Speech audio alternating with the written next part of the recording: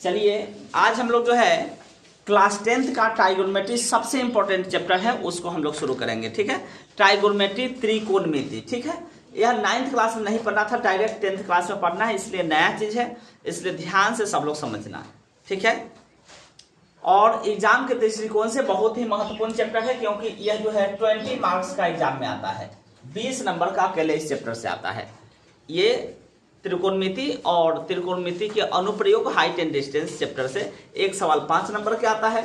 इस चैप्टर से भी कोई सवाल किसी वर्ष 5 नंबर में रहता है, नहीं तो 2 नंबर 1 नंबर में सवाल रहता है। ठीक है, लेकिन हाइट एंड डिस्टेंस तभी बनेगा जब इसका कॉन्सेप्ट समझ में आएगा। ठीक है, तो चलिए आज हम लोग सबसे पहले जो है इस चैप्टर को शुरू करते हैं और मेन बेसिक फॉर्मूला से। ठीक है, तो ट्राइगोनोमेट्री को समझने के लिए सबसे पहले राइट एंगल ट्रायंगल यानी समकोण त्रिभुज समझ में आना चाहिए। ठीक है, अब ये देखिए, यही समकोण त्रिभुज कैसे बनता है। तो जैसे मान लीजिए एक सीधा लाइन और इस पर एक खड़ा लाइन है, तो यहाँ इस दोनों के बीच का जो एंगल बनेगा ये 90 डिग्री का एंगल बनेगा। बनेगा कि नहीं बनेगा? एकदम सीधा अगर है तो इसके बीच का जो एंगल बनेगा वो 90 डिग्री का एंगल बनेगा। जैसे हम लोग जमीन पर खड़े हैं तो जमीन के साथ हम लोग पूरा सीधे खड़े हैं, थोड़ा भी तिरछा होंगे गिर जाएंगे।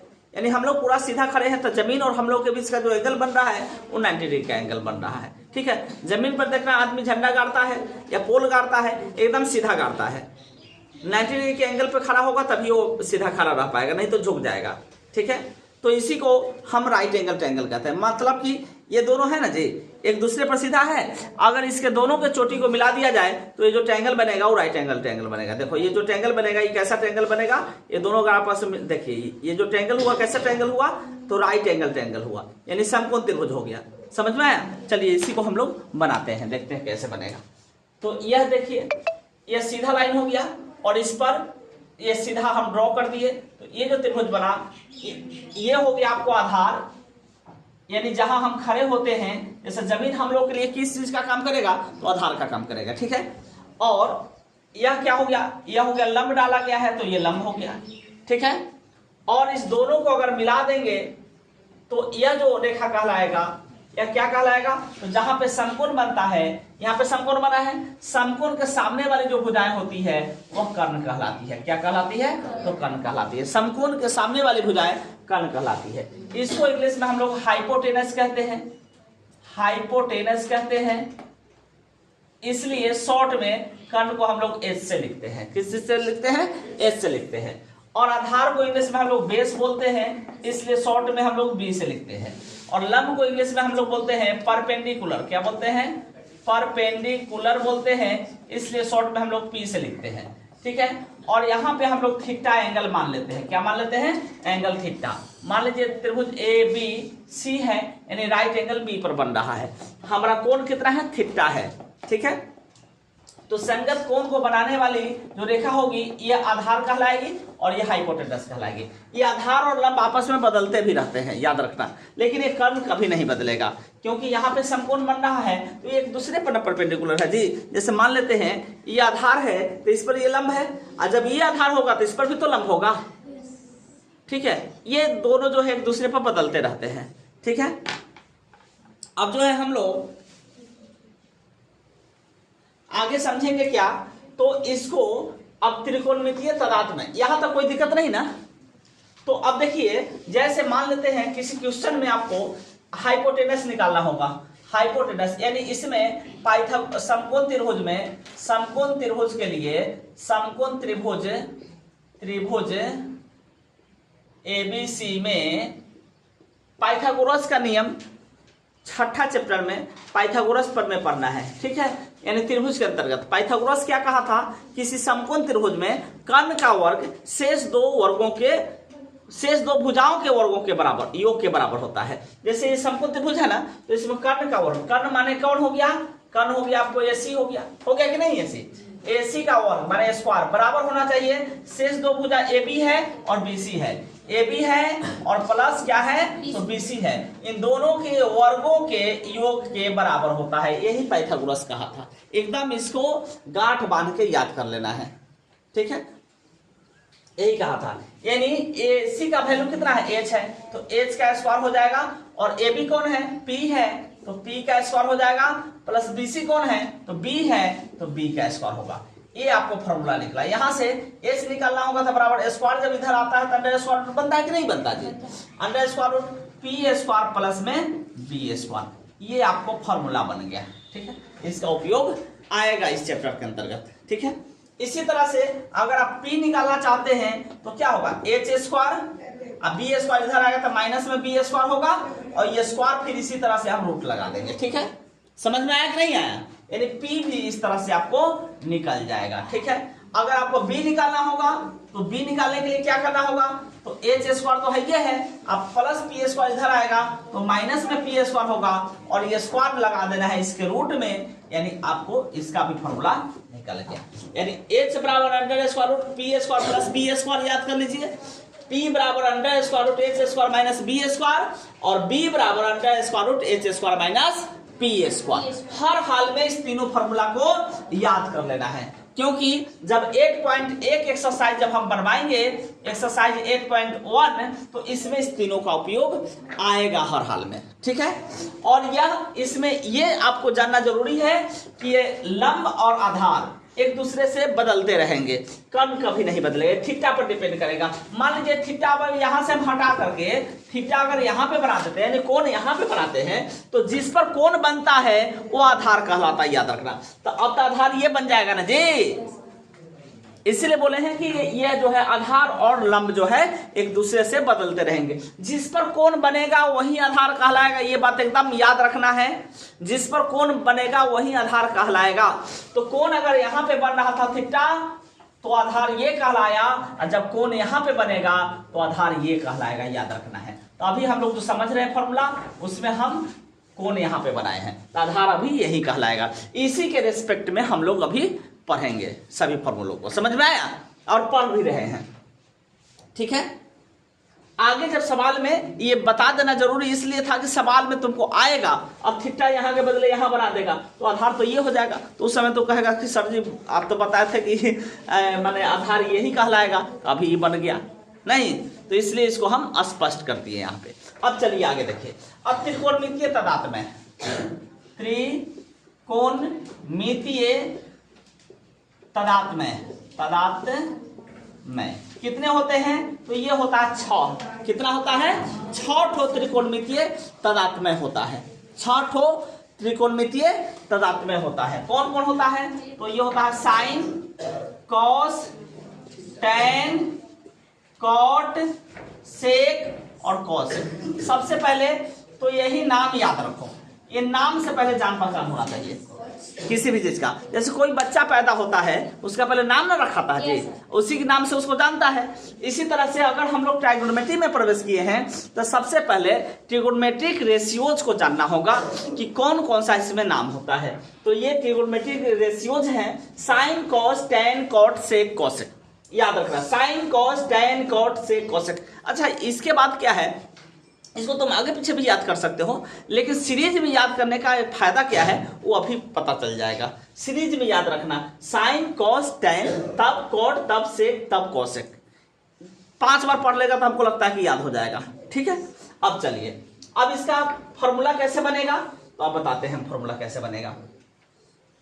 ठीक है, अब देखिए, अब साइन बराबर क्या होता है, अब इसमें अगर हम थीटा लगा दे रहे हैं, साइन में सब में अगर हम थीटा लगा दे रहे हैं, कॉस में भी अगर हम थीटा लगा देंगे, और इसके बाद में कॉस के बाद में टैन में भी अगर हम थीटा लगा देंगे, पहले 3 ठो को समझो, उसके बाद और अपने आप बन जाएगा।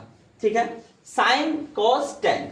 ठीक है, तो साइन थीटा बराबर क्या होता है, तो ये होता है लंब बटा कर्ण, लंब बटा कर्ण। अगर इतना याद हो सके तो कोई दिक्कत नहीं, लंब को बोलो p बोलते हैं, अब बटा कर्ण को देखो h बोलते हैं, यानी साइन थीटा बराबर p बाई h, इसका उपयोग आएगा।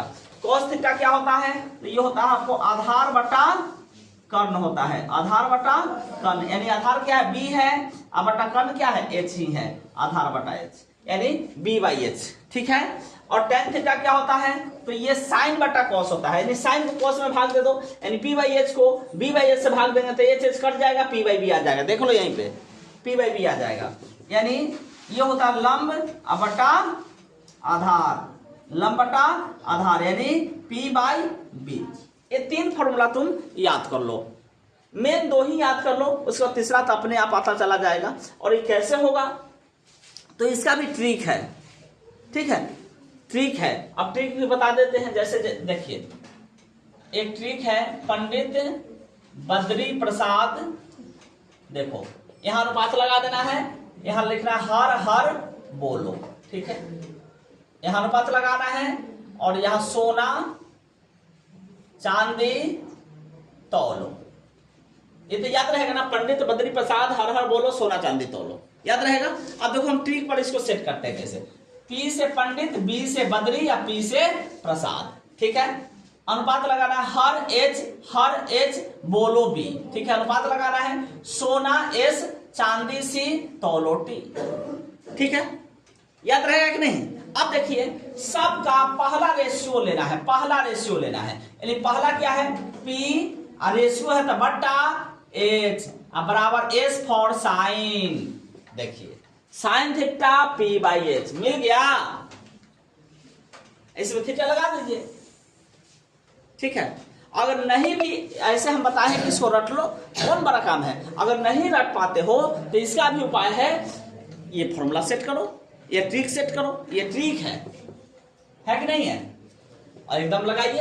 अब सेकेंड रेशियो देखिए, सेकेंड B है और B रेशियो H है, यानी B/H। अब बराबर क्या मिला देखो तो सेकेंड में C for cos theta, cos theta क्या आ गया B/H, देखो कॉस थीटा क्या आ गया B/H आ गया ना।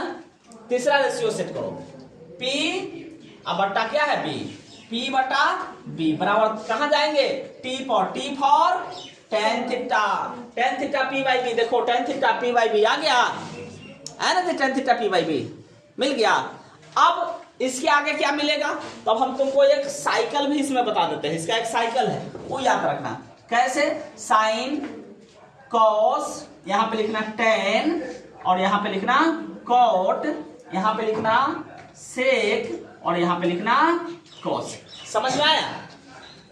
अब देखिए करना क्या है, इसी एक रिंग से हम ट्राइगोनोमेट्री के अंदर सारे फॉर्मूलों को प्रूव करेंगे। याद रखना ट्राइगोनोमेट्री में बहुत सारा फॉर्मूला है, तो सारे फॉर्मूला को इसी एक रिंग के अंतर्गत हम पूरा को प्रूव कर देंगे। देख लेना तुम, यहाँ पे एक इसमें हम रखेंगे। अब देखिए इसका ये रेसिप्रोकल है, रेसिप्रोकल माने उल्टा, इसका ये रेसिप्रोकल है देख लेना, और इसका ये रेसिप्रोकल है देख लेना, यही इसका डिजाइन होगा, ठीक है। और ये साइकिल इसलिए कहते हैं, इसको इससे मिला देना है, इसको इससे, इसको इससे और इसको, ठीक है। इस एक रिंग हो गया कि नहीं हो गया। अब इसमें बताते हैं इसका क्या उपयोग है। तो देखिए साइन का उल्टा क्या मिला, कॉसेक मिल रहा है ना, यानी अब यहाँ पे अगर तुमको कॉसेक थीटा का वैल्यू निकालना होगा तो सीधे तुम साइन को पलट दो। क्या करना है, साइन को पलट देना है। देखो साइन को पलट दो, यानी साइन थीटा क्या है P/H है ना, तो H/P तुम लिख दो, हो गया तुम्हारा कॉसेक का फॉर्मूला, ठीक है। इस रिंग का महत्व देखो। इसी से आगे चल करके जितना भी फॉर्मूला है सबको हम केवल इसी रिंग से प्रूव कर देंगे। देख लेना, केवल तुमको इसको करना क्या है, तो 2 से 4 बार घर पे बैठ करके इसको प्रैक्टिस कर लेना है, लिख लेना है। बस रटने का तो एक को ऐसा है जो रटने का है, रटने का झंझट ही नहीं है। बस अगर नहीं रटना है तो उसके लिए आपको पढ़ना होगा, मेहनत करना होगा, और अगर नहीं मेहनत करना है तो रटना होगा। यानी कुल मिला के मेहनत तो करना ही है, बिना मेहनत किए कुछ होता नहीं है, ठीक है। अब देखिए, अब देखो cos का उल्टा कौन मिला है, सेक मिल रहा है, यानी सेक थीटा का फॉर्मूला तुमको मिल जाएगा। सेक थीटा का फॉर्मूला क्या मिलेगा, इसको पलट दो, H/B लिख दो, हो गया काम खत्म। अब देखिए tan का उल्टा कौन मिला, कॉट मिल रहा है, यानी कॉट थीटा बराबर हो जाएगा P/B, tan है तो B/P हो जाएगा, B/P होगा। याद करना कुछ है ही नहीं, समझ में आया, ठीक है। तो आज के लिए बस इतना ही, और इसी से आपको एक्सरसाइज 8.1 का एक भी सवाल नहीं रुकेगा, टोटल सवाल ओके हो जाएगा। तो आज के लिए बस इतना ही। वीडियो अगर अच्छा लगे तो लाइक शेयर कमेंट जरूर करना है। जो लोग चैनल पे पहली बार अगर विजिट कर रहे हो तो चैनल को सब्सक्राइब कर लेना है, फेसबुक पेज को फॉलो कर लेना है, और जो लोग पहले से हैं वो लाइक शेयर कमेंट जरूर करें। थैंक यू, धन्यवाद।